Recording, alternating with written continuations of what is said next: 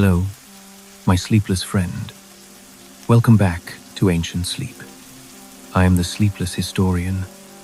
The great engine of the day has finally shuddered to a halt.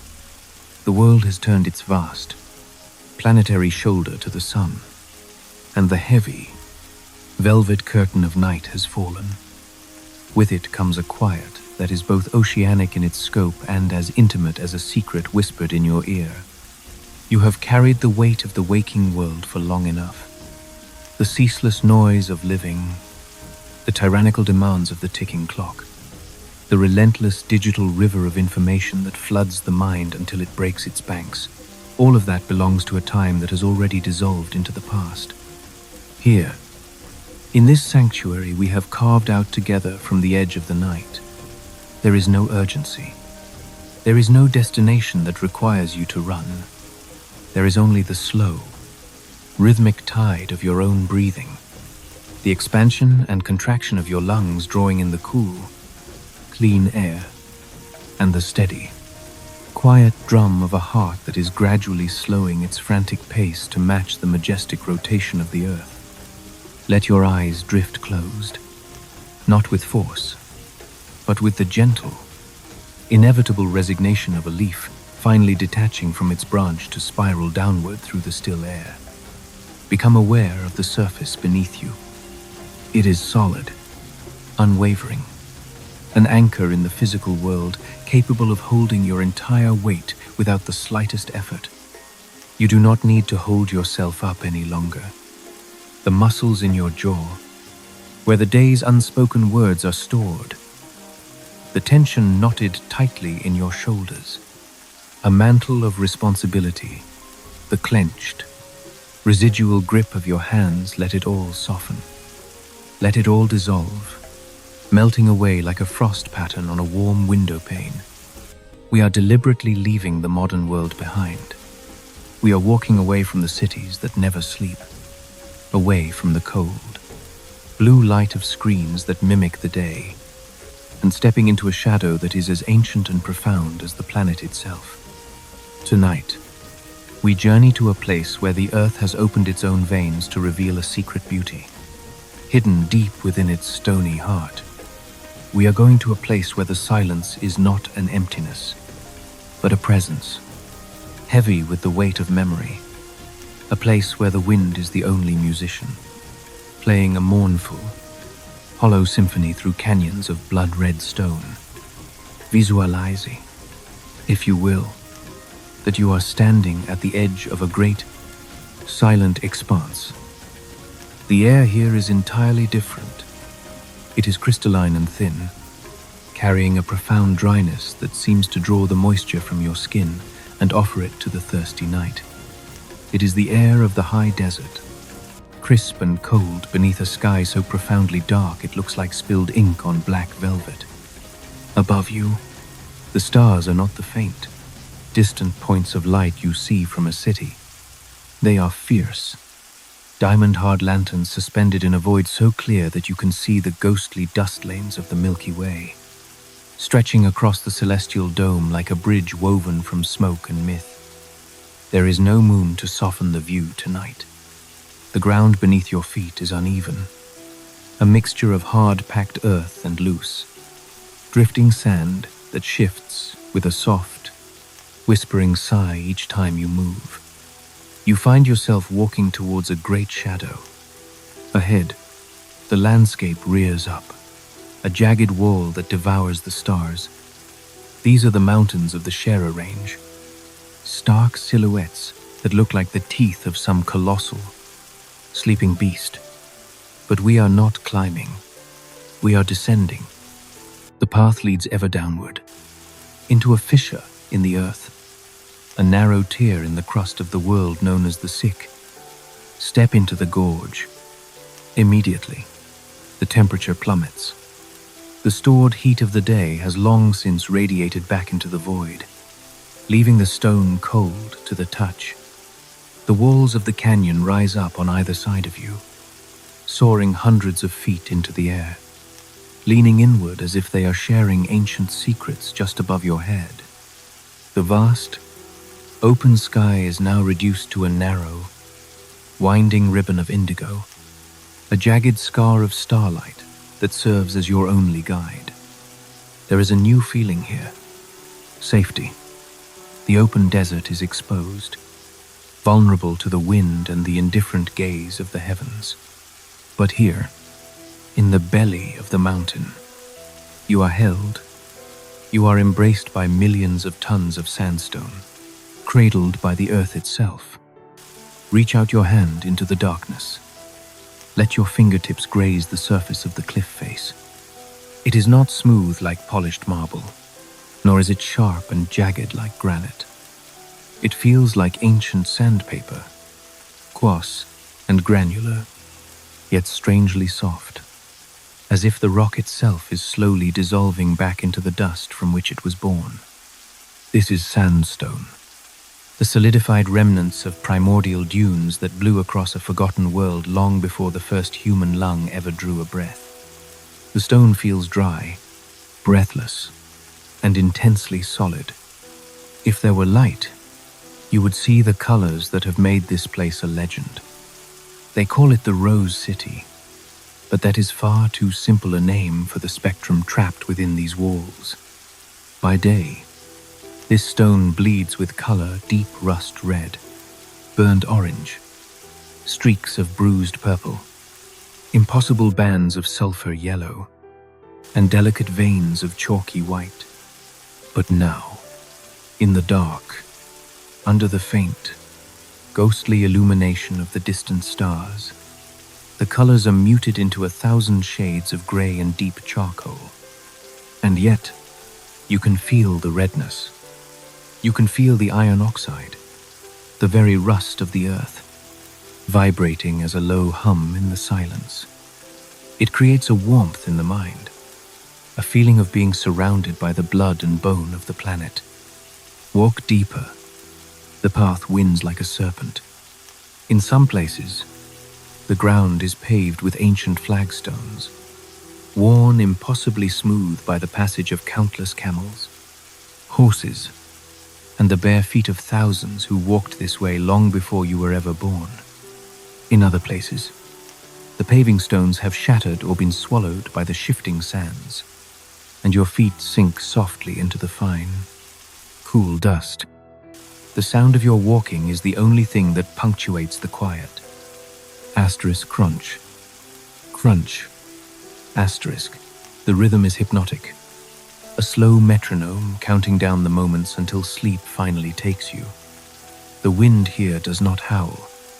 The high, protective walls of the Sikh shield you from the gales that scour the open desert. Instead, the air moves in gentle, unpredictable drafts, swirling around hidden corners, carrying with it the scent of dry clay and the faint, ghostly perfume of wormwood and wild herbs that cling to life in the crevices high above. It is a clean scent, purged of all the metallic, chemical tangs of the city. It smells of geological age. It smells of patience. As you walk, the walls seem to press closer, then pull apart again, creating a disorienting, dreamlike sense of scale. In the darkness, you begin to lose the sense of where your body ends and the night begins. The darkness is a fluid thing, filling the space between the cliffs like water filling a cup. It is a heavy, velvet liquid that supports you, dampening your thoughts, slowing your pulse, and insulating you from the world. There is a profound sense of isolation here, but not of loneliness. You are hidden. The world outside the world of deadlines, of alarms, of bright, harsh lights cannot find you here. The gorge twists and turns, constantly blocking the line of sight, cutting off any clear path of retreat. You are moving deeper into the womb of the mountain, and the deeper you go, the quieter it becomes. Even the wind itself seems to hold its breath. Listen to the silence. It is not a dead, empty silence. It is a waiting silence. It is the silence of a grand library long after the doors have been locked, or a cathedral after the last candle has been extinguished. It is a silence that has mass and weight. It presses gently against your eardrums, a soft, cotton wool pressure that dulls the sharp, anxious edges of your consciousness. Every now and then, you might hear a sound that belongs wholly to the canyon. A small stone, dislodged by the wind from a ledge high above. Clattering down the cliff face, times clack, clack, clack times before landing with a soft, final thud in the sand. Or the dry, papery rustle of a desert scrub brushing against the stone. These sounds do not startle you, they merely emphasize the vastness of the stillness that surrounds them. They are small punctuation marks in a long, unwritten sentence of peace. You are entering a space where time has no meaning. The clock on your wall, the calendar on your desk, the schedule in your phone, they are all artifacts of a different, frantic reality. Here, time is measured not in seconds or minutes, but in the slow, imperceptible erosion of a single grain of sand. It is measured in the deepening of this gorge, a process that takes millions of years to carve a single inch. In the face of such immense geological patience, your own worries, your own racing thoughts, feel small. They feel insignificant. They are just dust motes dancing in a sunbeam that faded long ago. Let the scale of this place comfort you. You do not need to solve anything tonight. You do not need to understand the history, the rise and fall of kings, the ancient trade routes, or the impossible engineering. Not yet. Tonight, in this first, gentle drift towards slumber, you only need to exist. You only need to walk through this dark corridor of rock, feeling the cool air on your face, feeling the ground solid beneath your feet, feeling the safe, heavy, absolute embrace of the mountain. The path continues, winding ever deeper into the earth. The air gets cooler still. You pull your imaginary cloak a little tighter around your shoulders.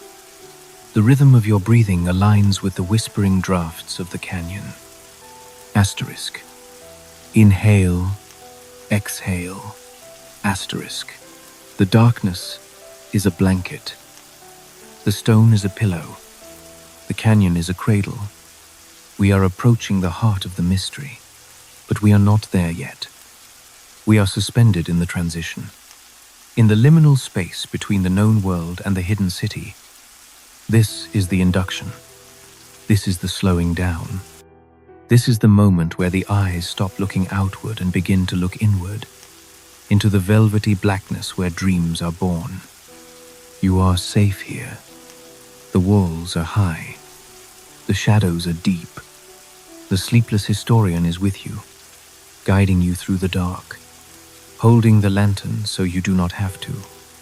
We are walking towards the dawn of a civilization, but for now, we simply walk through its eternal night. The rock waits, the sand waits, and the sleep you so richly deserve waits just around the next bend of the canyon. Long before the first human footfall disturbed this dust, long before the first lung drew a breath of this thin, high-altitude air, there was only the stone.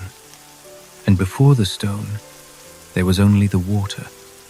To truly understand the silence that holds you now, you must sink down through the layers of the present moment.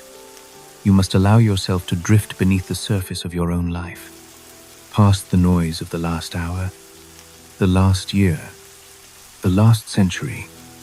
We are descending into the deep time of the earth, a place where history is measured not in the reigns of kings or the clash of armies, but in the slow, grinding compression of individual grains of sand. Close your eyes and let the dry desert air around you dissolve.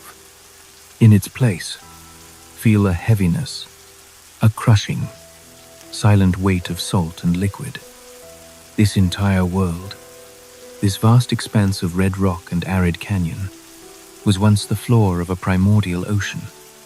It was a sunless, silent world where the ancient Tethys Sea rolled over the land, heavy, warm, and dark. For millions of years, the water simply existed, a vast, void of friend, liquid womb. It carried within it the microscopic debris of a young planet, infinitesimal grains of quartz and feldspar, the shattered skeletons of tiny marine creatures, the eroded dust of mountains that no longer possess names. These particles drifted down through the crushing darkness of the water, settling on the bottom in soft, silty layers, layer upon layer, century upon century, a snowfall of sediment that never, ever melted. Can you feel that pressure in your mind? It is a slow, rhythmic, immense squeezing. As the column of water above grew heavier, the mud below began to change. It was no longer soft. It was being forged by the sheer weight of the ocean into something permanent. The water was squeezed out. The individual grains were locked together by mineral cement, and the soft seabed hardened into the sandstone that now towers above you. This is the first memory of Petra. The memory of being underwater, of being compressed, of being transformed from fluid to solid. Then, the earth began to move. It was not a sudden, violent jerk, but a deep groan that lasted for eons. Far beneath the crust, the great tectonic plates, the colossal rafts upon which the continents drift, began to pull apart. The African plate and the Arabian plate, once locked in a rigid embrace, began to separate. The ground tore open. The eternal silence of the seabed was shattered by the deep, resonant vibration of the planet cracking its own shell.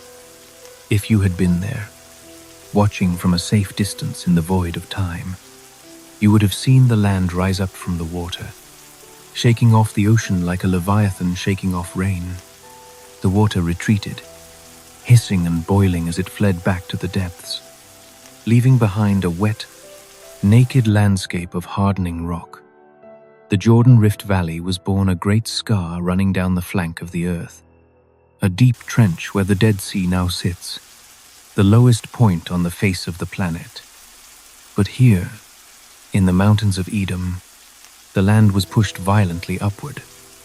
The sandstone, once flat and submerged, was thrust into the sky, exposed to the sun and the wind for the very first time.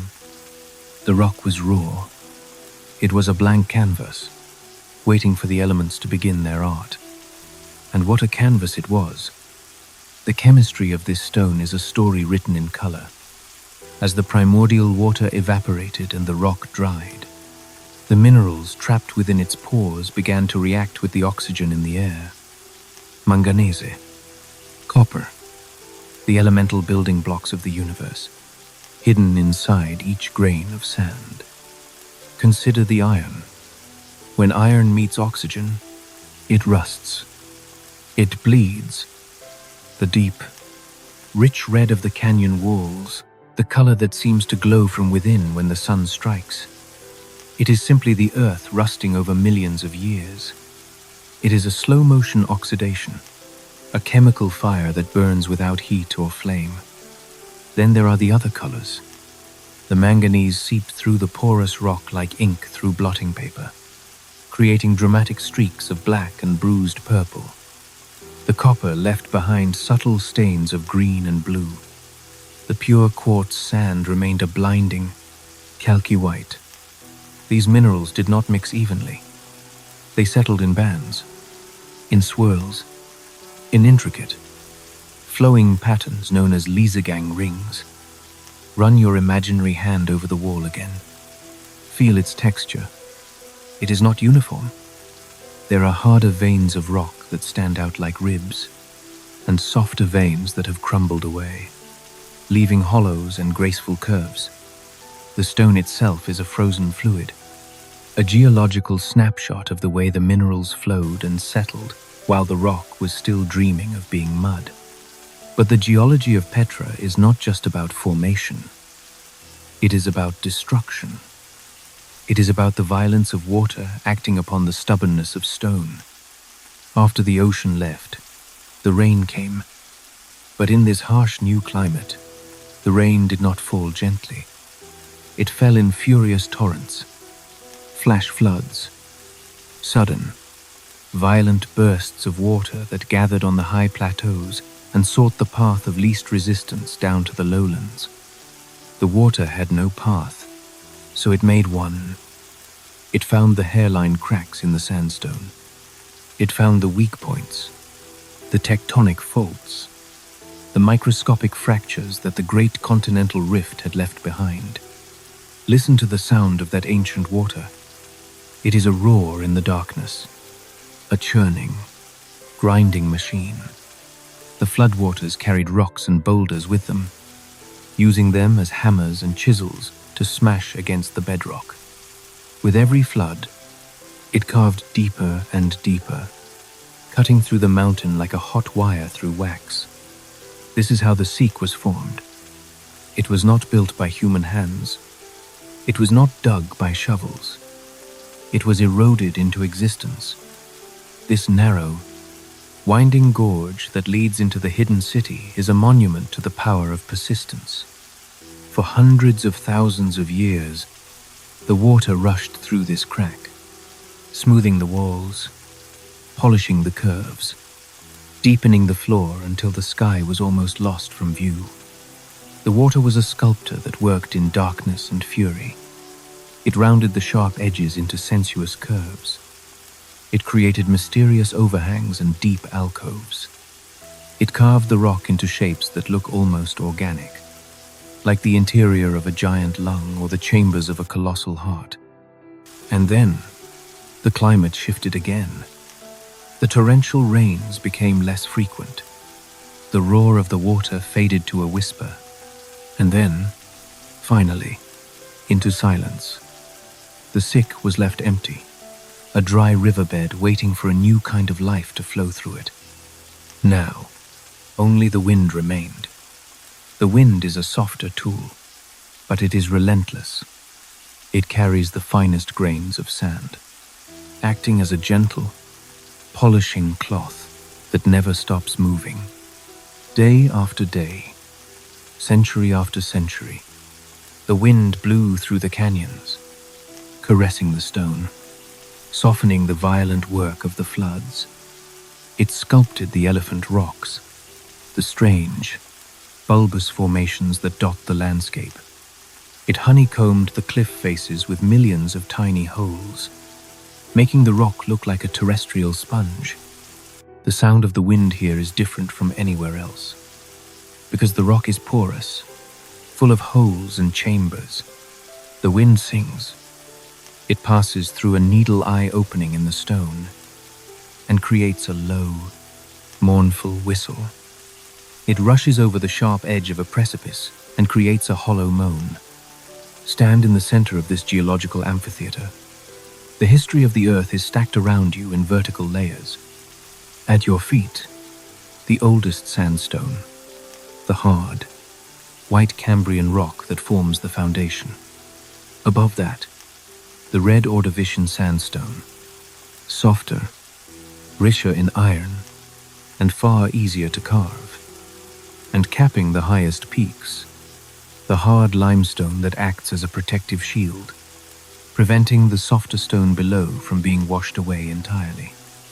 It is a fortress built by geology.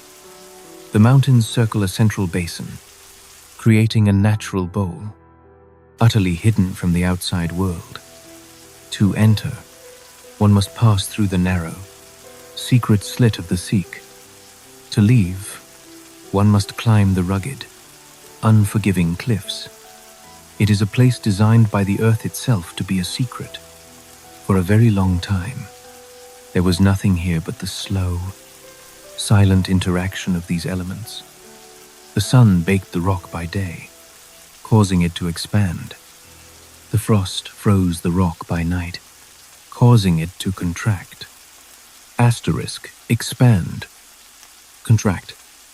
expand, contract, asterisk, the slow, deep heartbeat of stone, beating once every 24 hours. Occasionally, a piece of the cliff would shear off a slab of red rock the size of a great hole, detaching with a thunderous crack that echoed for miles, landing in the valley floor to begin its slow, patient disintegration back into sand. Dust to dust, rock to sand, and back to rock again. The cycle is infinite. There were no eyes to see. The red walls turn a deep, royal purple at twilight. There were no ears to hear the wind sighing through the gorge. There was only the existence of the place itself, holding its breath, waiting. It waited through the ice ages that froze the northern world. It waited through the greening of the Sahara and its subsequent drying.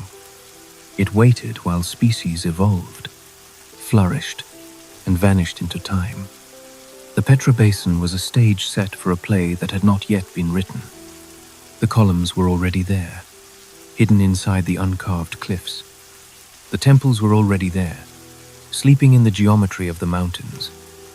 The tombs were there, waiting for the bodies of kings who had not yet been born. The stone is patient. It does not rush. It knows that eventually, something will come to find it. And eventually, something did.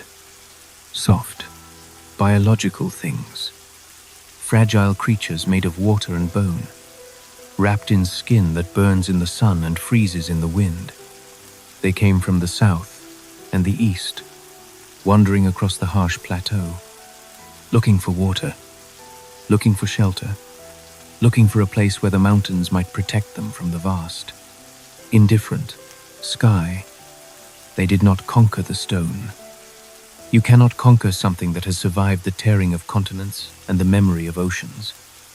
They simply arrived, small and awestruck, at the entrance to the gorge.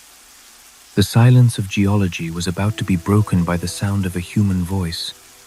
The stillness of the rock was about to be disturbed by the scratch of a chisel. But for now, just hold this image of the empty canyon. The red walls towering up to the cold, distinct stars. The dry, dusty floor. The wind blowing through the empty keyhole of the Sikh. The feeling of absolute, crushing, and peaceful permanence. You are sleeping on a bed of rock that remembers being an ocean floor. You are breathing air that has circulated through these canyons for 1,000,000 years. The earth is holding you up, just as it holds up these mountains. You are part of the sediment now. You are part of the quiet. The stage is set. The actors are approaching from the distant horizon, leading their camels through the shimmering heat haze. But let them walk slowly. There is no rush. We have all the time in the world. The rock is not going anywhere. Rest in the shadow of the cliff. Feel the cool radiation of the ancient stone against your back. The history of the earth is a lullaby of slow, violent change that always settles, eventually, into a profound and lasting peace. Sleep in that peace. The first ghosts are coming. Out of the heat haze, they emerge, not as conquerors with trumpets and banners, but as shadows detaching themselves from the shimmering line of the horizon. For thousands of years, the desert had been a place of transit, a harsh, unforgiving ocean of gravel and sand that had to be crossed but never truly inhabited. To stop moving was to die. The sun is a relentless hammer in this part of the world, beating down on the anvil of the earth until the very air shimmers and distorts reality. In this crucible, survival is a game of calculated movement from one hidden waterhole to the next, from one sliver of shade to another. The first ghosts of Petra arrive on the back of the wind. They are the Nabataeans, or, as the earliest whispers of history remember them, the Nabatu. They do not leave great stone monuments at first. They leave only footprints that the wind erases by nightfall. They are a people of the tent, woven from the coarse, black hair of goats, dwellings that breathe, that move, that can be rolled up and strapped to the back of a camel in the span of a single hour. They are masters of the ephemeral. They possess nothing that cannot be carried on their own backs or the backs of their beasts. Listen to the sound of their arrival. It is almost silent. The desert swallows noise. You might hear the soft, rhythmic times, shush, shush, shush times of padded camel feet, displacing the fine sand. You might hear the weary creak of leather saddlebags stretching under the weight of their meager possessions. You might hear the low, guttural grumble of a dromedary protesting the heat. But mostly, there is only the sound of the wind snapping the fabric of their robes. They come from the south, from the vast, empty quarters of the Arabian Peninsula. They are fleeing something. Perhaps a catastrophic drought, perhaps a tribal war, or perhaps they are simply following the invisible ley lines of trade that are just beginning to map the ancient world. They are looking for a sanctuary. They are looking for a place where the mountains close ranks to form a fortress against the world. And then, one of them finds the crack in the wall. To the uninitiated eye, the entrance to the sick is a mirage, a trick of the relentless sun. It is a mere shadow painted upon the cliff face, a fleeting darkness that promises nothing. A narrow fissure, nothing more, easily missed, concealed by the geological folds of a mountain that guards its secrets jealously. But the Nabataeans are not uninitiated. They are readers of the landscape, fluent in the grammar of stone and thirst. They see the signs that nature leaves for those who know how to look. They see the vibrant, almost defiant green spill of an oleander bush, its roots drinking deep from a hidden seep, a promise of life whispered from within the rock. They see the flight path of a rock dove, a flicker of grey against red, as it banks and vanishes directly into the stone. They approach the gorge. The moment they step across the threshold, the world is remade. The tyranny of the open plateau, with its blistering heat and oppressive sky, is instantly guillotined. The temperature plunges 10, perhaps 15 degrees. A sudden, shocking mercy. The blinding white glare of the sun is stripped away, replaced by a submarine twilight of cool blue and deep violet. The roar of the desert wind, a constant dormant, is severed as if by a closing door, and in its place falls a sudden, heavy stillness that presses in on the ears. It must have felt like stepping into the throat of a god. Run your hand along the rough texture of the sandstone wall, just as they did. For a people accustomed to the infinite horizon, to the terrifying, agoraphobic openness of the desert, this profound enclosure is both a threat and a promise, frightening and comforting in equal measure. The walls are impossibly close. They loom over the caravan, narrowing until the sky is reduced to a jagged sliver of cobalt light far above. The horses, creatures of the plains, toss their heads, their breath misting in the cool air. Their hooves clack sharply on the dry riverbed stones, and the echo is startling. A single cough, a word spoken in the lowest whisper, does not fade but instead multiplies, bouncing back from the cliffs, amplified and distorted. Hello, hello, hello. The canyon winds deeper into the earth. It protects. It hides. It is a natural fortress that requires no walls to be built, no gates to be barred. To enter here is to be erased from the map of the known world. But a fortress is a tomb if it has no water, and it is here, in this chasm of stone, that the genius of the first arrival reveals itself. These wanderers, these nomads who have spent generations chasing the ghosts of rain clouds, look at the dry rock and see something others do not. They see a vessel. They see the potential for capture. They study the stains on the canyon walls, the dark, vertical streaks where water has bled down the rock for millennia during the violent winter floods. They read the history of water in the stone. They understand the hydrology of the land, seeing that the sandstone is porous, that it drinks the rain and holds it like a sponge, releasing it slowly, secretly. In the profound silence of that first night, they do not sleep immediately. They sit by small, crackling fires, the flames casting long, dancing shadows against the red cliffs, turning the rock walls into a theater of ancient spirits. The sharp, resinous scent of burning juniper wood fills the narrow space, a sacred incense that masks the profane smells of sweat and animals. They pass a waterskin from hand to hand, a communal sacrament. The water is warm, tasting of leather and dust and the faint metallic tang of their own thirst. But it is life. They look up at the towering cliffs. They do not see monuments yet. They do not see the treasury or the monastery carved into the rock.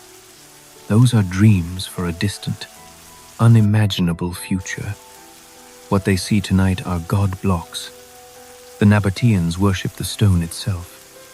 Not stone carved into the likeness of men or animals, that is a corruption. A limitation they will learn later from the Greeks and the Romans. For now, their gods are the unhewn blocks, the raw presence of the mountain. Rectangular, silent, imposing. They believe the divine spirit, the Kir-Baitil, resides times inside times the rock, an infinite power.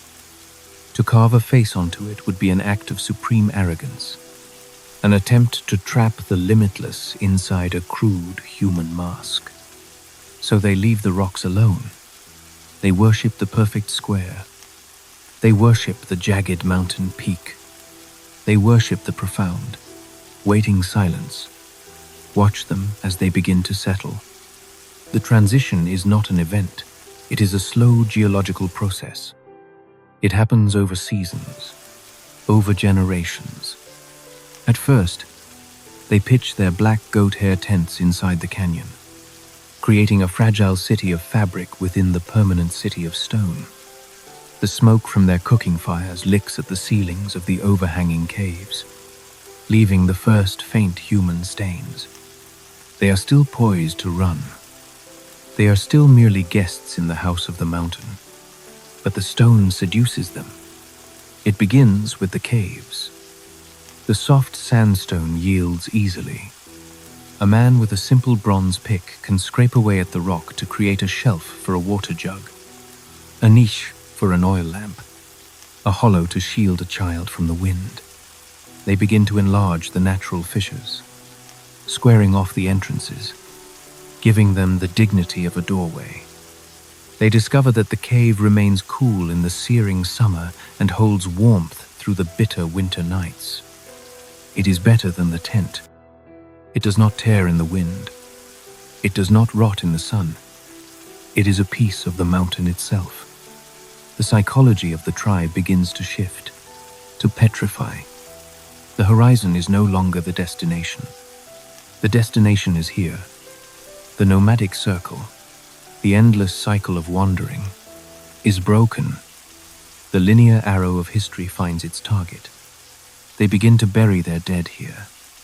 This is the true anchor, the act that binds them to this place forever. A nomad leaves the dead behind in the sand, marked only by a pile of stones that the wind will inevitably scatter. But here, they carve tombs into the rock floor.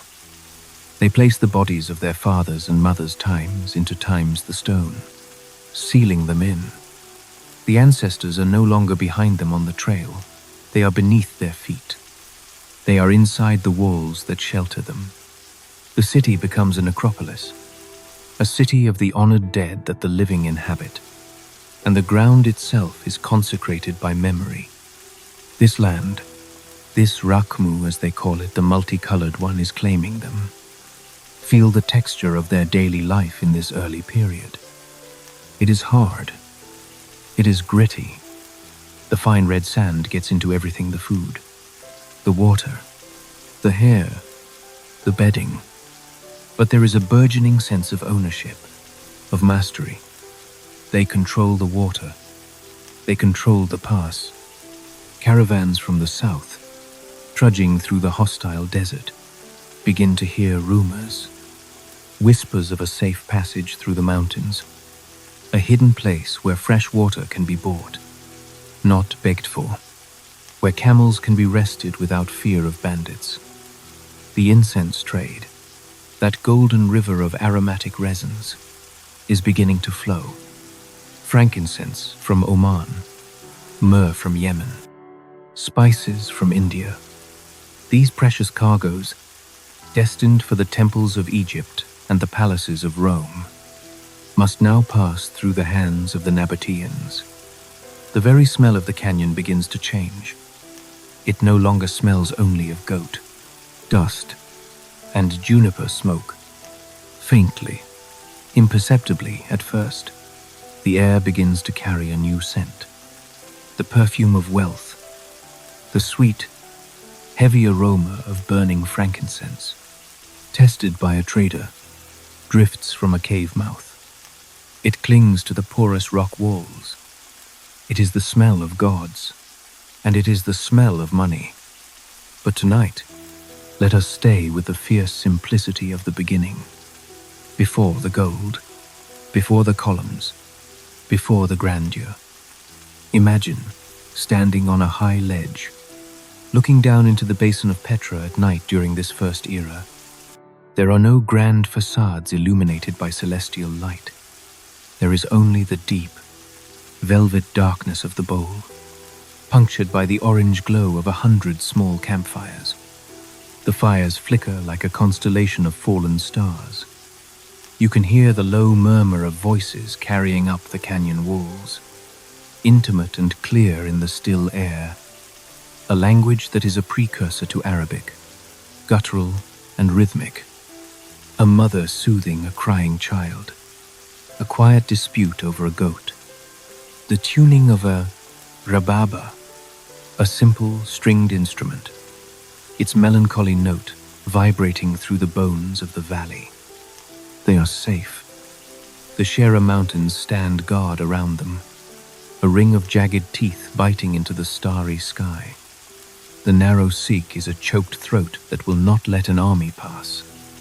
For the first time in their collective memory, the wanderers can close their eyes and know, with absolute certainty, that they will wake up in the same place. The fear of the open horizon is gone. The anxiety of the empty water skin is gone. They have found the womb of the earth. They have crawled inside. And as the firelight dies down and the embers turn to grey ash, the silence returns. But it is a different silence now. It is not the empty silence of the wind. It is a human silence. It is the silence of breath, of sleep, of dreams taking root in the bedrock. The stone has accepted them. The partnership has begun. The mountain will provide the canvas. The Nabataeans will provide the hands. Sleep now, alongside these early ghosts. They are not restless. They are bone-weary from the long journey across the sands. They are curled up in their goat hair blankets, their heads resting on pillows of stone. The wind howls over the tops of the cliffs, a distant, powerless rage. But down here, in the deep calm of the valley, the air is perfectly still. You are one of them tonight. You have found your sanctuary. The desert is outside, vast and dangerous, but you are inside. You are held. Rest in the safety of the first arrival. The carving is about to begin. He is wielding a mason's pick for the rough shaping, the heavy work, scoring the sandstone with those distinctive diagonal lines, the times diagonal dressing times that you can still see today, etched into the walls of the unfinished tombs. These lines are not arbitrary. They are carved at a precise 4-5 degree angle, a uniform signature of an entire civilization. Row upon methodical row of parallel scratches, they cascade down the cliff face. They look like rain falling in stone. Why this pattern? It was never meant for beauty, not for the naked eye. It was a matter of function, a preparation for the plaster. This deliberately roughened surface was the key, providing a purchase for the fine stucco that once gave these facades a smooth, painted skin. But the stucco is long gone, surrendered to centuries of wind and washing rain, leaving only the tool marks exposed. The skeleton of the process is now the finished art. There is a profound intimacy in these marks. They are a language. You can read the body of the man who made them. You can tell if he was right-handed or left-handed by the slant and drag of the cut. You can feel his fatigue as the day wore on, his arms sagging, the strokes growing shallower. You can see the ghost of a moment's hesitation, a slight waver where his concentration broke. You can see where the tool slipped. Zoom in. Focus on a mistake. High on the facade of the urn tomb, there is a place where the perfect geometry falters, where the architectural dream is interrupted by human reality. A line that should be ruthlessly straight ripples for a few inches. A corner that was intended to be a sharp, confident right angle is instead softly rounded. What happened in that instant? Perhaps the chisel struck a hidden nodule of quartz, a knot of harder stone that refused to yield. Perhaps a bead of salty sweat ran into the mason's eye at the precise moment of the mallet's fall. He would have frozen then. He would have lowered the hammer, his breath catching in his chest, a plume of red dust puffing from his lips with the exhale. He would have run a calloused thumb over the scar, feeling the permanence of the error. In that touch, there is a flash of frustration, a spark of pure, human emotion trapped forever in the rock. But he cannot erase it. He cannot glue the sandstone back together. He must adapt. He must weave the flaw into the narrative of the stone. So he deepens the curve, subtly alters the angle, and masterfully hides the mistake in the greater shadow of the design. This single imperfection makes the entire wall human. It is a quiet testament that these were not gods who built this city. They were men. Men with aching backs and thirsty throats and moments of fallibility. The sensation of thirst is a constant companion here. The air is so profoundly arid it leaches the moisture from your tongue in minutes, leaving a film of dust.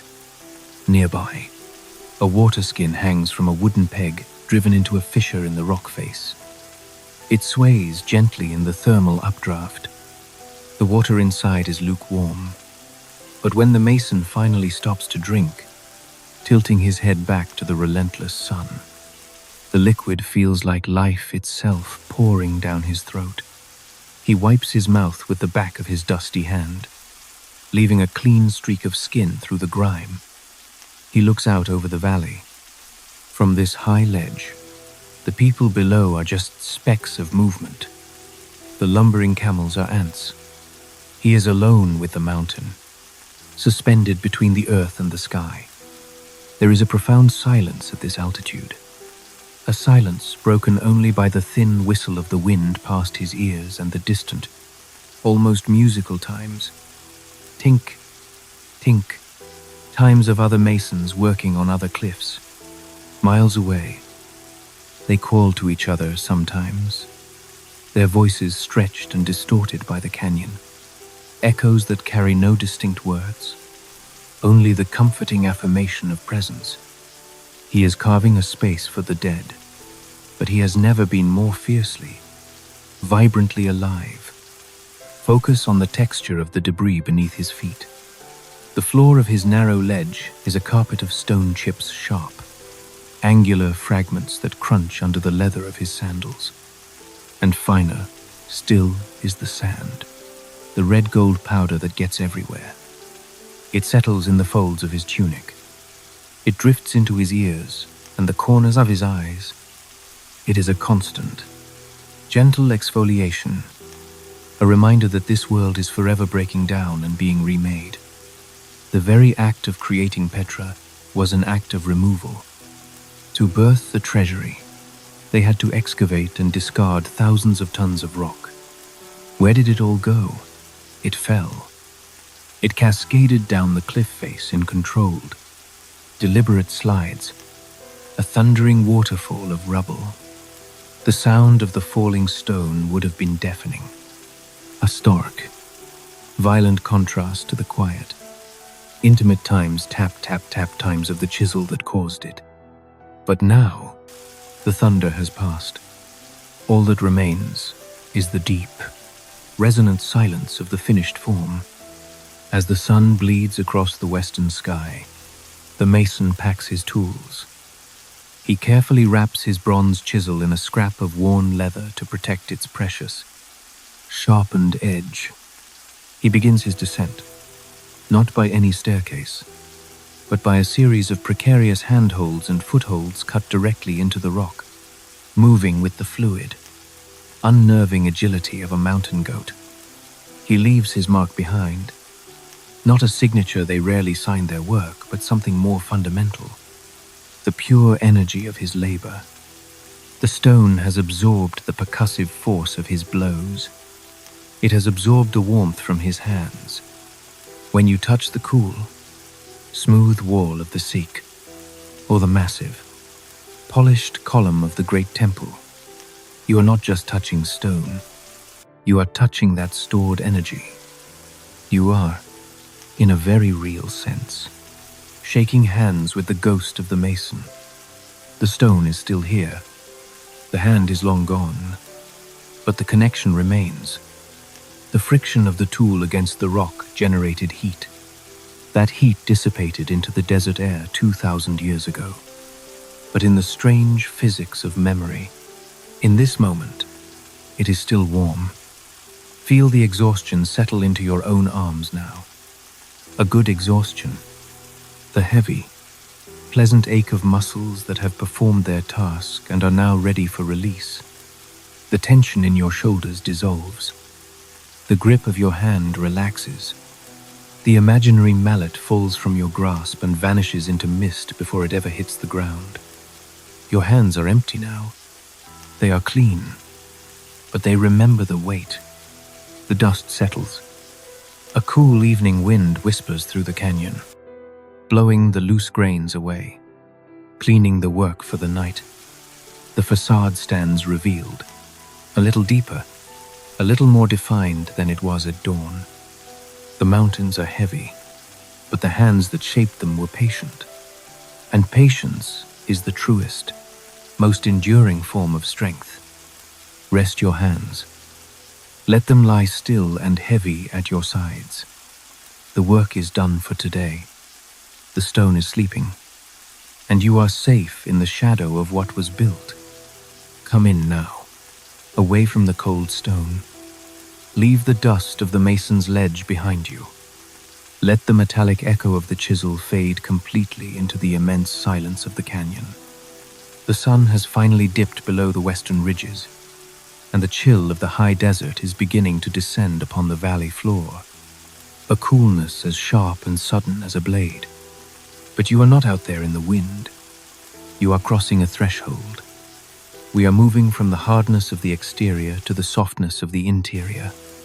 We are entering the time's triclinium times, the dining hall, a sacred space for both the dead and the living, where the rock walls are transformed by the forgiving glow of firelight and the simple warmth of human breath. Welcome to the Hearth. The air in here is immediately different. It does not smell of dry earth or stone dust. It is heavy, rich, and intoxicatingly sweet. It is a scent so thick you can almost taste it on the back of your tongue. A complex perfume that speaks of distance and devotion. Close your eyes and inhale. It is the smell of the world's wealth, slowly burning. In the corner of the room, a small bronze brazier rests on the floor.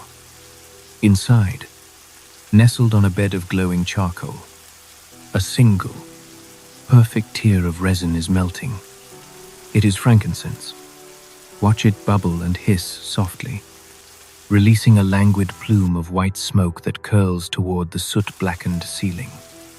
It smells of pine, of citrus, of ancient holiness. Beside it, a darker, rougher lump of myrrh smolders, adding a heavy, earthy bitterness to the air, a scent of preservation and deep earth. To the Romans, this fragrant smoke was the smell of the gods, a luxury worth its weight in gold. To the Nabataeans, it is simply the smell of home. It is the perfume that clings to their clothes, their hair, their very skin. It is the scent of their survival, the aromatic signature of the trade routes that are their lifeblood. Look around the room. The harsh, chiseled geometry of the sandstone has been covered, softened. The floor is layered with thick, woolen rugs, woven in intricate patterns of deep madder red and indigo blue. They are soft underfoot, cushioning your steps, absorbing all sound. You are no longer walking on rock, you are walking on pure color. Low cushions are scattered around a central hearth. Sink down into one of them. Feel the texture of the fabric, coarse goat hair interwoven with softer sheep's wool. It scratches gently against your skin. A faint, grounding reminder of the herds that still graze on the high, windy plateaus above the city. Your hands are no longer empty. You are holding something precious. It is a bowl.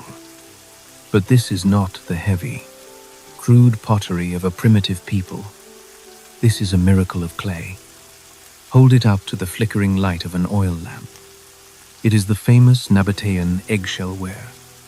It is impossibly, daringly thin, no thicker than the peel of an orange.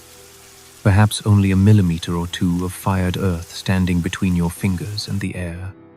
Tap it gently with your fingernail. Ting. It rings like a tiny, perfect bell. The clay is delicate, painted with intricate, swirling designs of leaves and vines in a dark, reddish-brown slip.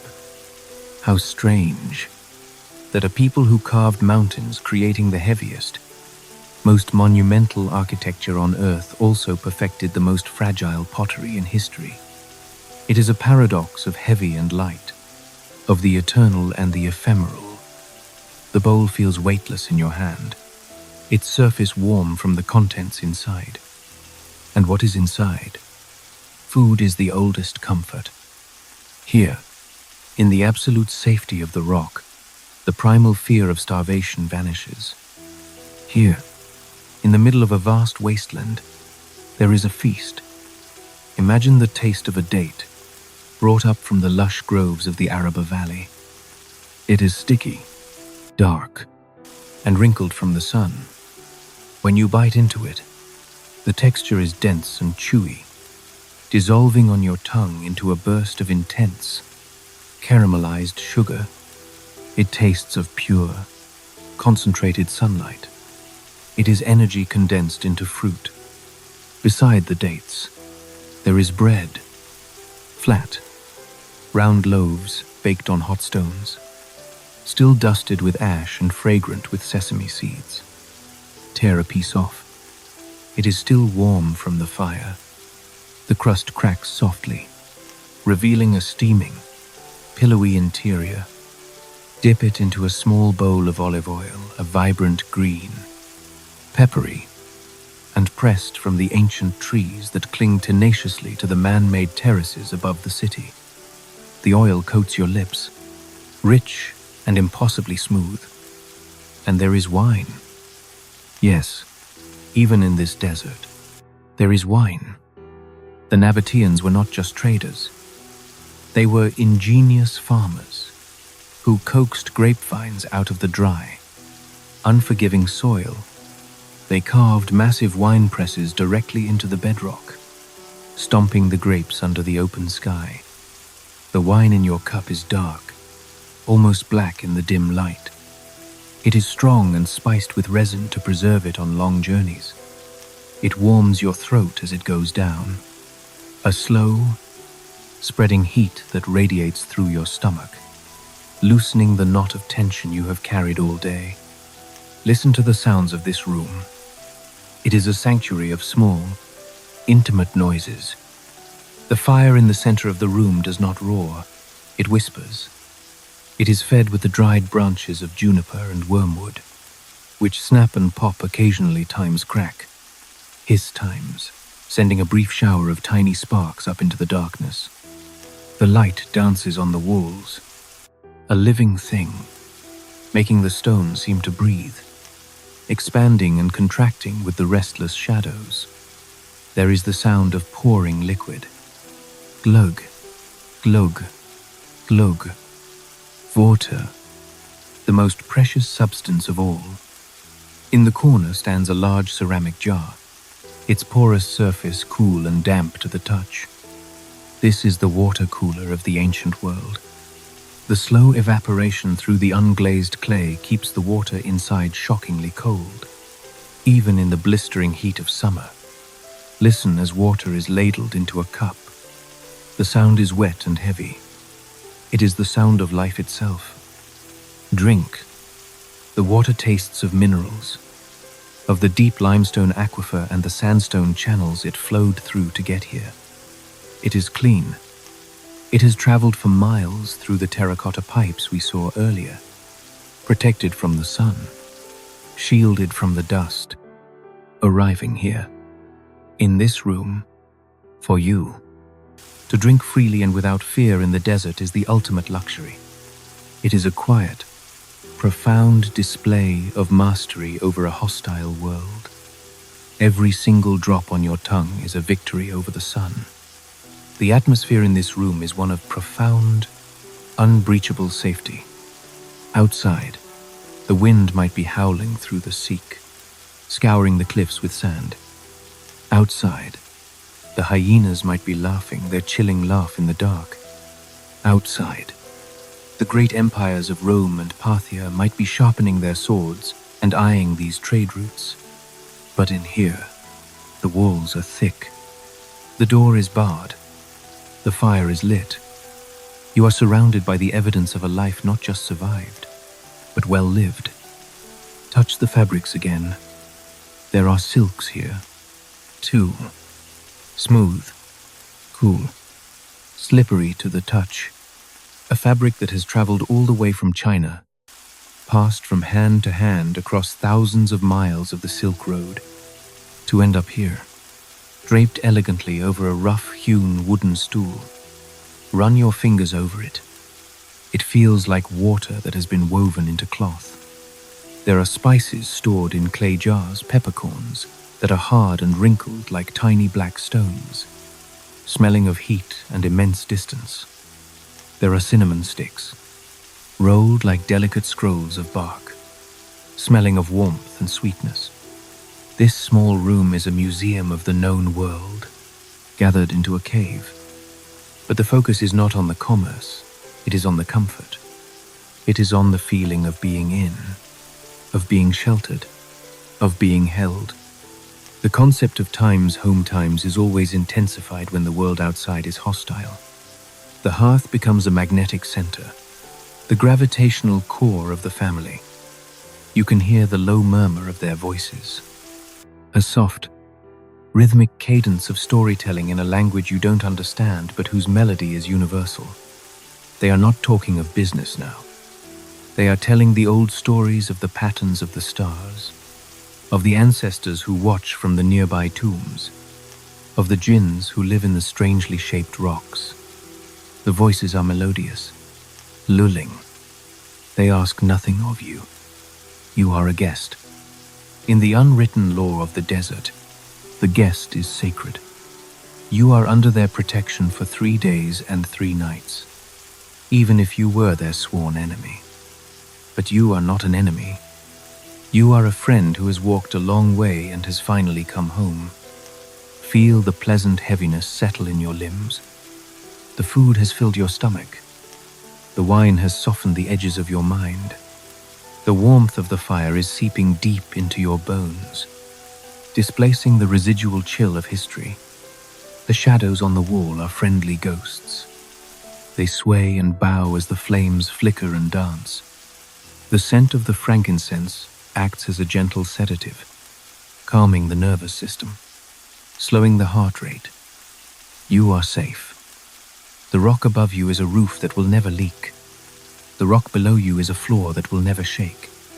You are held in the cupped hands of the earth itself, fed and watered, warm and dry. Let your gaze soften. Stare into the glowing embers of the fire. Watch them pulse red to grey back to red. It is the slow, steady breathing of the fire. Match your own breath to its rhythm. Asterisk. Inhale. Asterisk. The sweet smoke of incense. Asterisk. Exhale. Asterisk. The weary dust of the day. There is nothing left to do here. No stone to carve. No caravan to load. No water to channel. The work is finished. The cisterns are full. The pantry is stocked. This is the micro-zoom of peace. It is the small, forgotten moment of a person sitting by a fire 2,000 years ago, feeling exactly what you are feeling now. The simple, overwhelming gratitude for a moment of profound rest. The cup is warm in your hand. The rug is soft beneath your feet. The fire is bright on your face. The world can wait outside. The night has only just begun to embrace you. Stay here, by the warmth. Stay here, where the light is gold and the shadows are soft. Sleep is coming, carried on the scent of burning pine. Step away from the fire now. The warmth of the hearth was a comfort, a small, glowing circle of life in a vast and silent world. But we must leave it behind. We must step out through the doorway, past the heavy curtain of woven goat hair, and back into the cool, absolute clarity of the desert night. The city has changed while you were inside. The human noises have ceased. The laughter, the clinking of pottery, the low murmur of trade, all of it has been swallowed by the immense silence of the canyon. The living have gone to sleep, wrapped in their woolen rugs, their dreams drifting up like smoke toward the stars. Now, it is the turn of the stone to wake up. We are entering the night watch. This is the hour when the architecture of Petra reconnects with the architecture of the sky. Tilt your head back. Look up. The narrow ribbon of sky visible from the canyon floor has widened into a celestial river, spilling its banks with diamond dust. Without the polluting glow of modern lights, the heavens here are terrifyingly, magnificently bright. The Milky Way is not a faint smudge. It is a bruised spine of light, a thick, granular band of stars that seems to rest directly on the jagged rim of the cliffs. You can see the depth in it. You can see the dark nebulas, the great rifts of void between the star fields where the universe holds its breath. The air is cold. It is a sharp, crystalline cold that hones the senses but does not freeze the blood. It smells of ozone and ancient dust. It smells of the vast, empty distance between the earth and the moon. Walk with me now, through the outer Seek. Do you see them, the sentinels? They loom out of the darkness, flanking the path. Massive, rectangular blocks of stone, carved free from the mountain but left unadorned and unshaped. They are the time's Jinn blocks asterisk. They have no faces to gaze with. They have no arms to hold weapons. They are simply cubes of pure presence, 20 feet high, standing guard over the entrance to the spirit world. The Nabataeans did not always need to carve a face to see a god. They understood that the divine is often too immense for human features. So they worshipped the block, the Kir Baitil, the house of God. An idea given form. Touch the side of one of these blocks as you pass. It is cold, draining the heat from your fingertips instantly. It feels solid, immovable, a permanent anchor in a shifting world of sand and wind. It is watching you, not with eyes, but with its sheer, silent existence. It does not judge. It simply witnesses. We must go higher. To truly understand the soul of this place, we must climb. There is a staircase cut directly into the rock, winding its way up the face of the mountain. This is the path to the times Al-Madba, asterisk, the high place of sacrifice. Do not worry about the effort. In this state, your legs are weightless. You glide up the steps. 3. Asterisk, the stairs are worn smooth, dipped in the center from the passage of thousands upon thousands of feet priests, pilgrims, kings who climbed this very path 2 millennia ago, their hearts filled with hope or fear. As we ascend, the confining walls of the canyon fall away below us. The horizon expands with every step. The wind picks up, whistling through the crags and fissures of the rock, singing a low, mournful note that vibrates deep in your ears. Woo, woo. We reach the summit.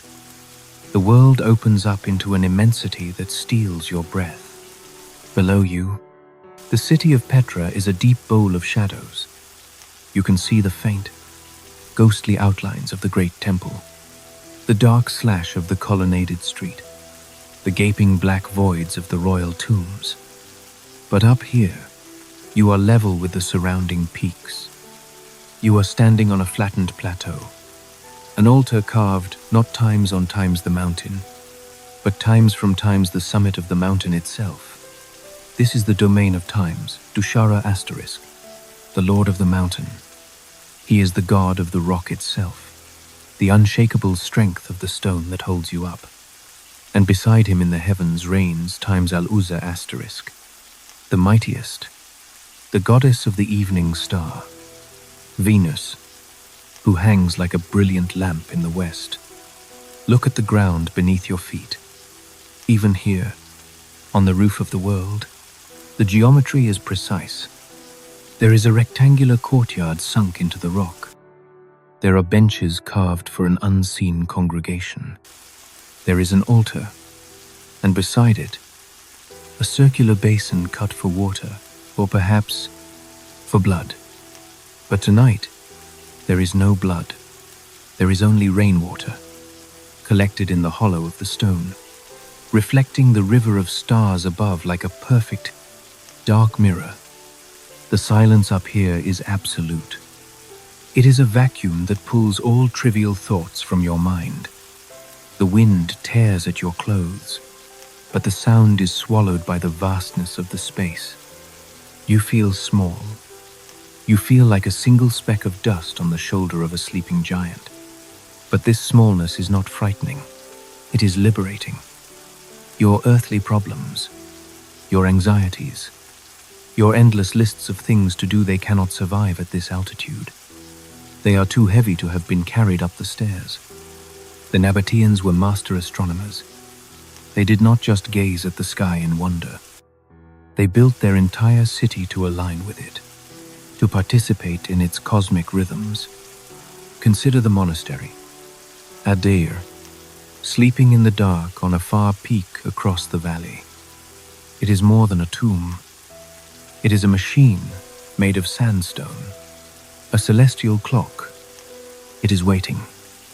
During the winter solstice, the light of the setting sun penetrates its massive doorway at a precise angle, illuminating the sacred podium at the very back of the chamber.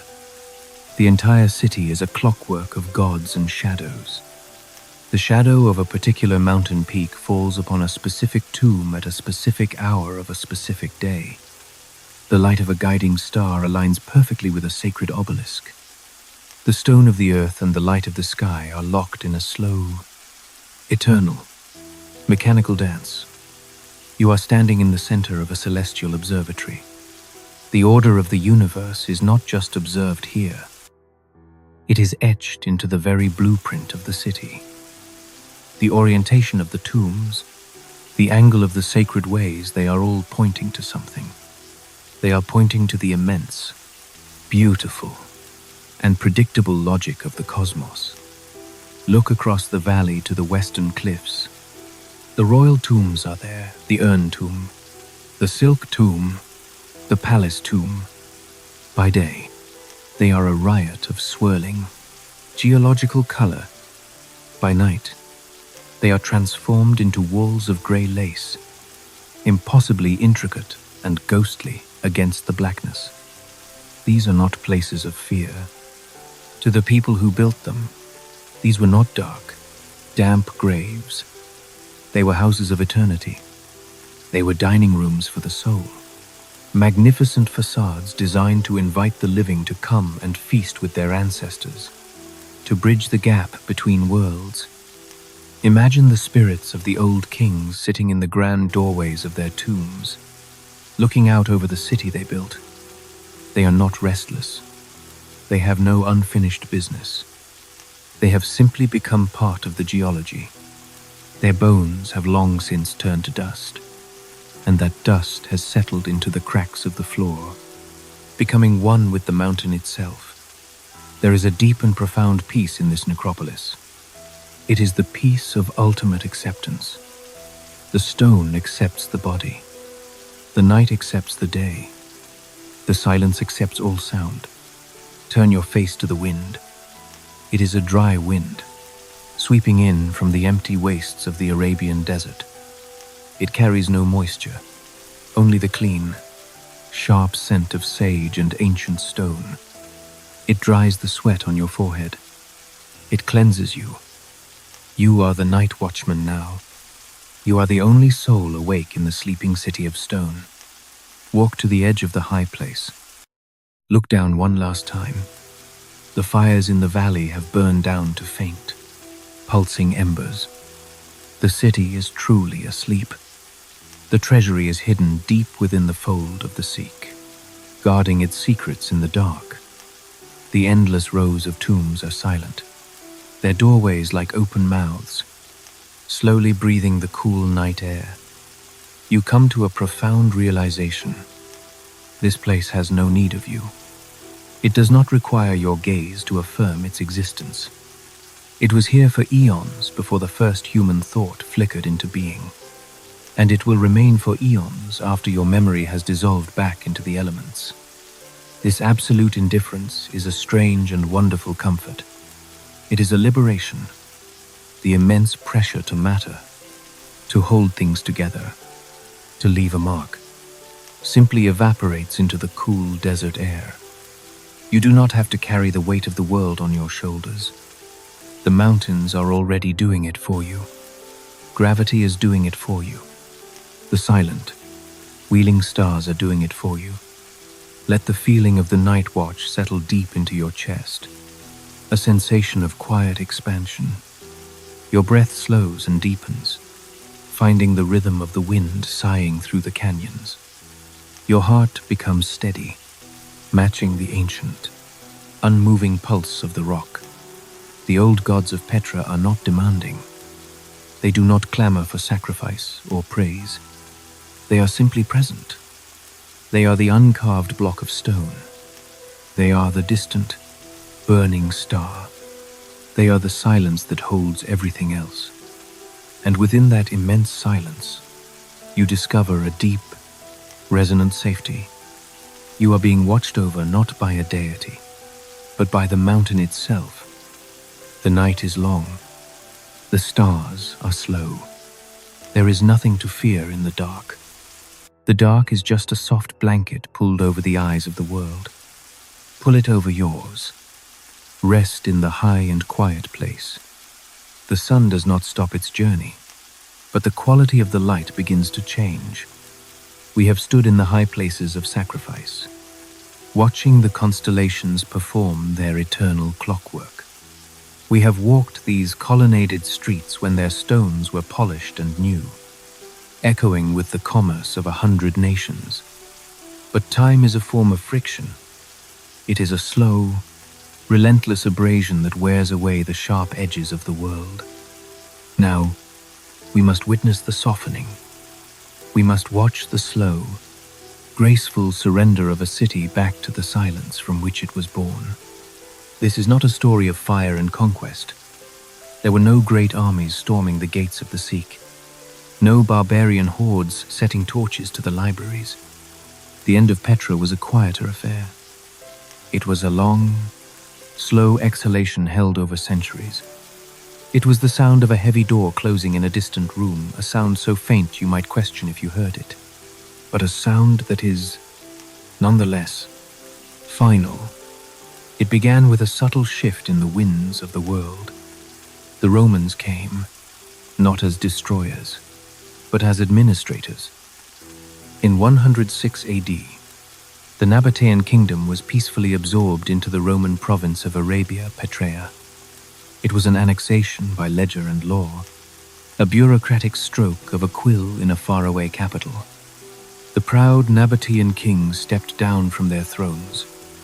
The faces on the coins changed. The language of the court, once the desert tongue of Aramaic, shifted to the imperial cadences of Latin and Greek. But the stone did not care. The stone continued to blush crimson in the dawn and smolder purple in the dusk. The water, the city's lifeblood, continued to flow through the ingenious network of clay pipes. For a time, the city seemed to prosper more than ever. The great temple was expanded. The theater was enlarged to seat thousands. But the soul of the place, that fierce, independent spirit forged by desert nomads, was beginning to dilute, like a drop of ink in a vast container of water. Then, the earth itself spoke. It happened in the cool, pre-dawn hours of May 19, 363. Imagine the sound. It was not a noise from the sky, like thunder, but a noise from the very gut of the planet. A deep, tectonic groan, like a colossal wooden ship straining against its moorings in a gale, but magnified 1,000-fold. The ground, the one constant you had trusted your entire life, suddenly became liquid. The tectonic plates, the very architects of this great rift valley, shifted their impossible weight. Stand on the colonnaded street as the tremor rolls through. It is a wave of pure nausea moving through solid rock. The towering columns of the great temple, those massive drums of sandstone stacked with divine precision, began a grotesque dance. For a single, gravity-defying heartbeat, they swayed like reeds in the wind, and then they surrendered. Thud, crack.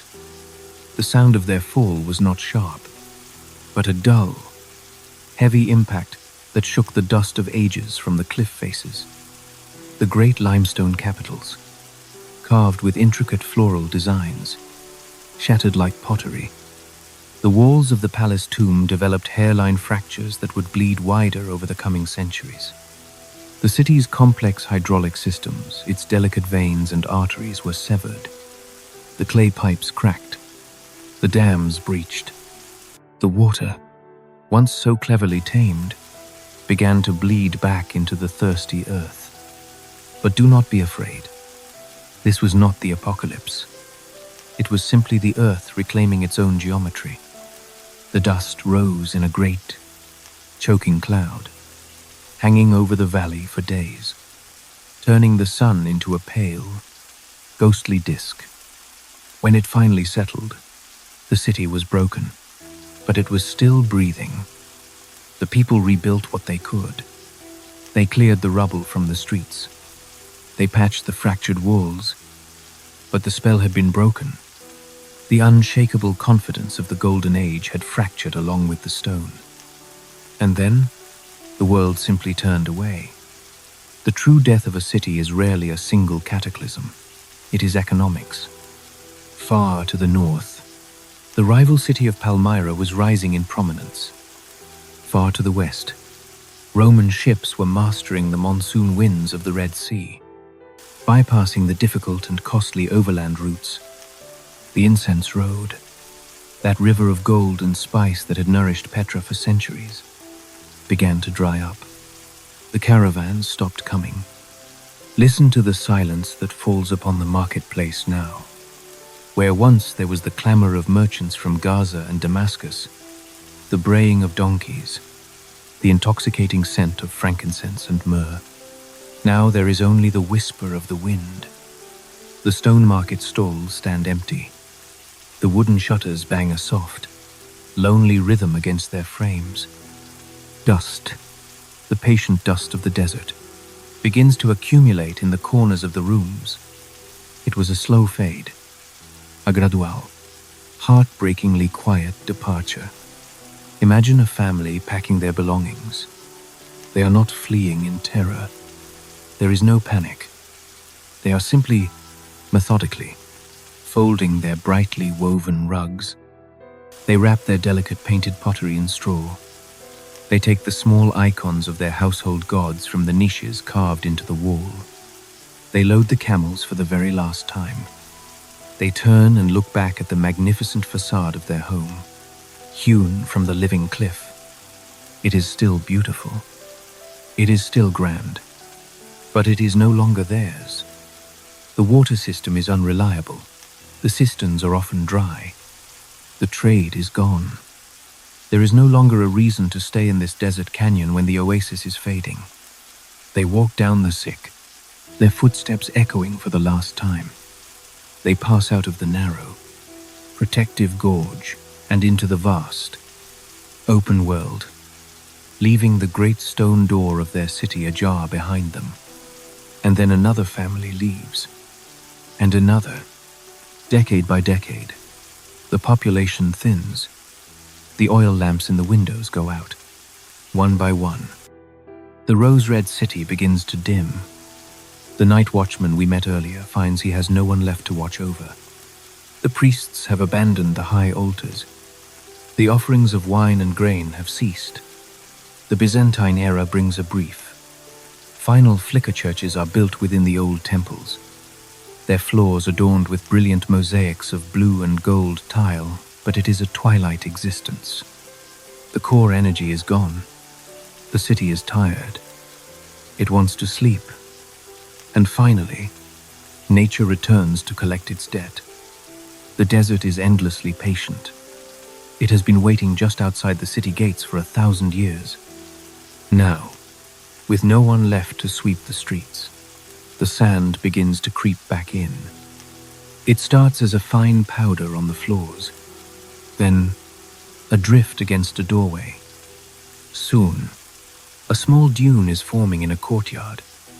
The wind, that tireless sculptor, carries the sand grains by the million, depositing them gently, layer by layer, over the works of man. The dams, broken and untended, can no longer hold back the winter flash floods. But this time, the water is not guided into cisterns.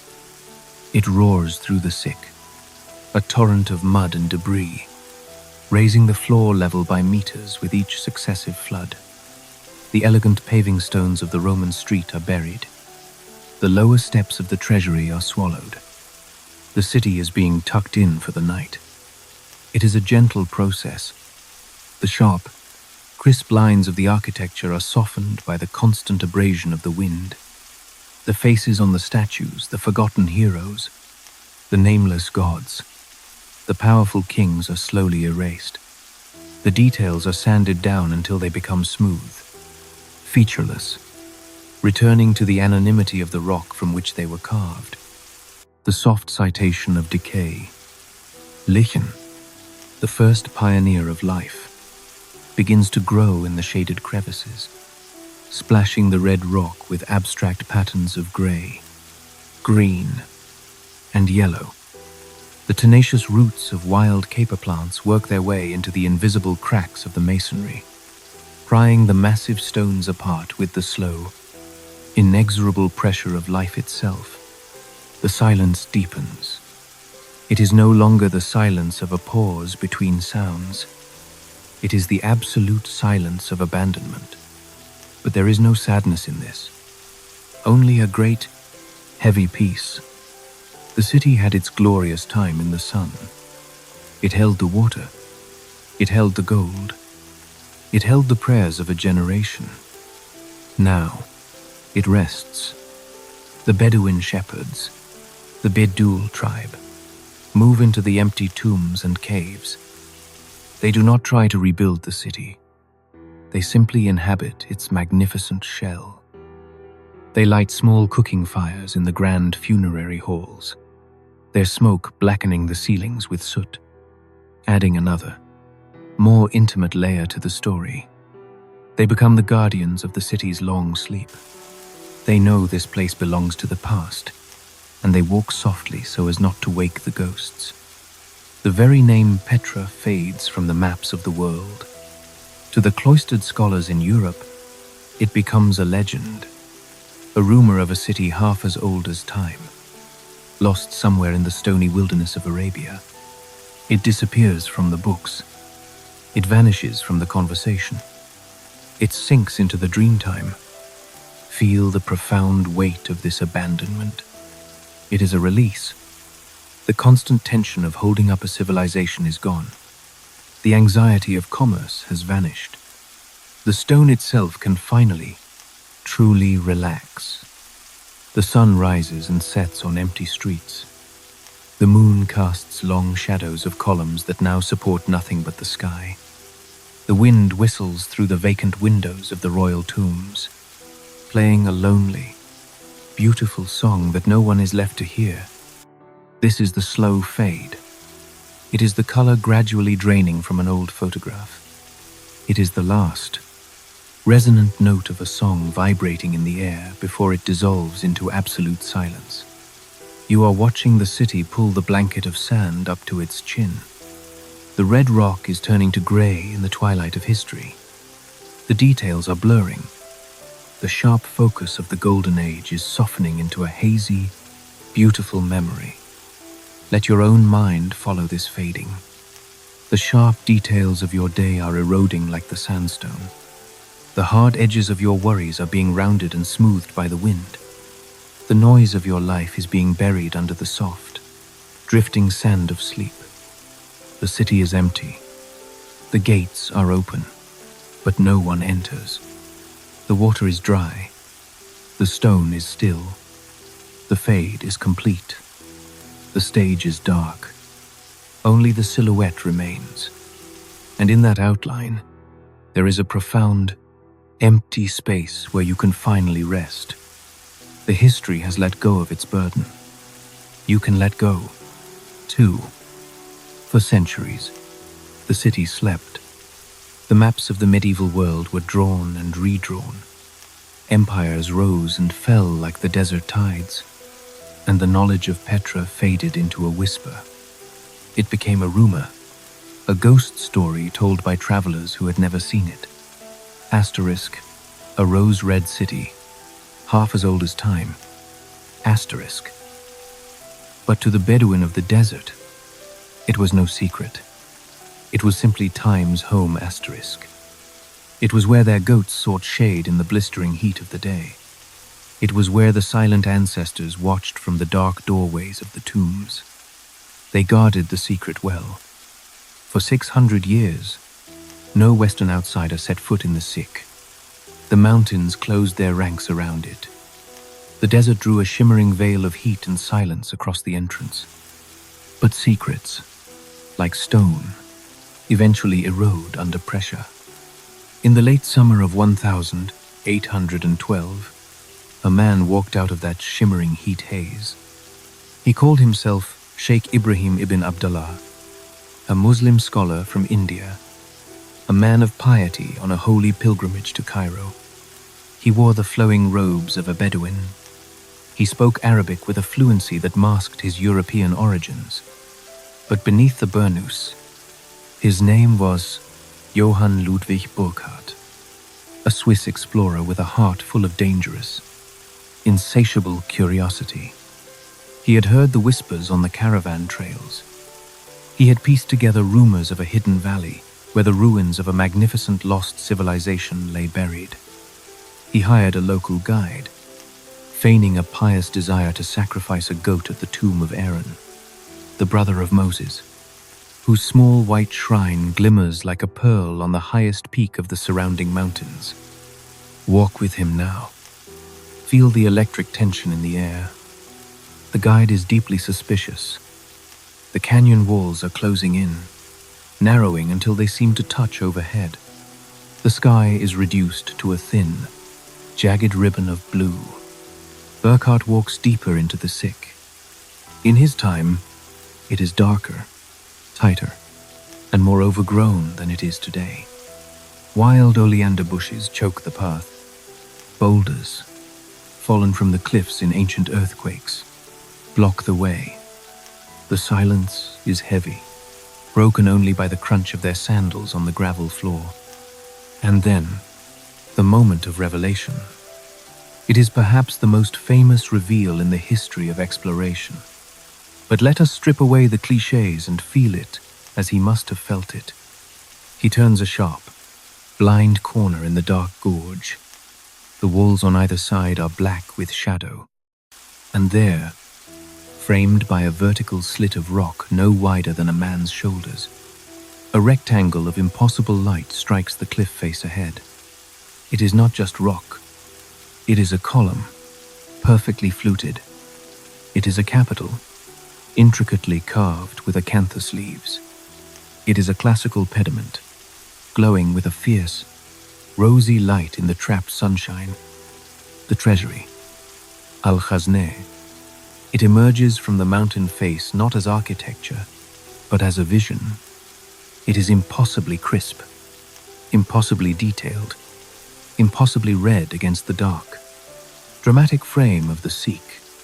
Burckhardt's heart must have been hammering against his ribs, a frantic drumbeat in the silence, but he could not show it. He could not gasp. He could not stop to sketch or marvel. He had to maintain his disguise, keep walking, eyes cast humbly down, all while his mind desperately recorded every detail, stealing glances at a miracle he was not supposed to see. He saw the great stone urn at the very top of the facade, the jar that local legend claimed was filled with a pharaoh's gold. He saw the pockmarks of bullet holes scarring its surface, where generations of Bedouins had fired their muskets at it, hoping to shatter the stone and release the treasure. But no gold ever fell, only dust, because the treasure was never the gold. The treasure was the stone itself. Burckhardt passed through the city like a ghost in a dream. He dutifully sacrificed his goat. He left, but he carried the memory of Petra out of its slumber and back into the waking world. And now, we are here. The secret is out. The tourists come by the thousands, their voices echoing in the vast amphitheater, their cameras clicking like a cloud of summer cicadas. But they, too, are fleeting. They arrive in the morning when the sun is high and loud, and they are gone before the shadows grow long and quiet. When the last tour bus departs, when the iron gates of the visitor center are padlocked for the night, the city returns to its true, essential state. This is the state of eternal silence. Stand in the center of the colonnaded street tonight. The moon has risen, casting a pale, silver light over the ruins. The contrast is starker now than it ever was in the Golden Age. The shadows are deep pools of ink. The moonlight is a ghostly wash of mercury. Look at the treasury again. In the moonlight, it does not look like a building. It looks like a hologram projected onto the cliff. The details have been softened by 2 millennia of wind and sand. The sharp edges of the capitals are rounded. The faces of the gods and goddesses in the niches are gone, erased by salt weathering. The slow, insidious migration of salt crystals through the porous rock that bursts the stone from within. Like a cancer, it looks like the city is melting. It looks like a magnificent candle that has been burning for centuries. The wax running down its sides in slow, frozen drips. This is not a tragedy. It is a beautiful, natural process. The mountain gave birth to the city, and now the mountain is slowly, gently reabsorbing it into itself. The soft citation of geology tells us that sandstone is an ephemeral thing. It is merely sand, held together by the memory of pressure and time. Eventually, the pressure releases. Eventually, the grain of sand returns to the dune. There is a profound comfort in this melting. It is a physical reminder that nothing is meant to last forever. Not the Empire of Rome, not the kingdom of the Nabataeans, not your own most pressing worries, not even your own name. Everything returns to the silence. Listen to the soundscape of the present night. It is even quieter than the ancient night. There are no camels groaning under their loads. There are no watchmen calling out from the walls. There is only the wind, playing the same low, mournful notes it played 1,000,000 years ago. Ooh, ooh. Occasionally, you might hear the faint tinkle of a bell. A stray goat, left behind by a herd, moving sure-footed through the ruins. Or the soft times pad times of a desert fox, a small ghost with oversized ears, hunting for beetles among the fallen columns. These are the new citizens of Petra. They do not care about history. They do not care about archaeology. They care only for the shelter of the rock and the quiet of the night. You are one of them now, a seeker of shelter. Walk towards the urn tomb, high on the cliffside. The massive arches of its substructure loom over you, black and heavy in the moonlight. Climb the long ramp.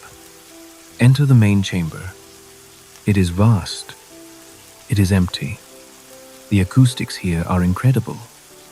If you were to whisper your own name, the ancient walls would whisper it back to you 12 times, each echo softer than the last, until it faded into the greater silence. Asterisk. Sleep. Sleep. Sleep. The floor is covered in a fine, cool layer of dust. Lie down. In your mind, lie down on the cool, dry stone of the tomb floor. It is not morbid. It is the safest place on earth. You are inside a mountain. You are protected by millions of tons of solid rock. The ceiling high above you is a celestial swirl of natural colors, reds, purples, oranges, whites like a galaxy painted by the earth itself. Feel the absolute stability of the ground beneath you. It is not moving. It is not shaking. It has settled. The story has been told. The timeline is complete. We have journeyed from the bottom of the primeval ocean to the height of a desert empire, and all the way back down to the quiet peace of a ruin. The circle is now closed. There is nothing left to wait for. There is nothing left to anticipate.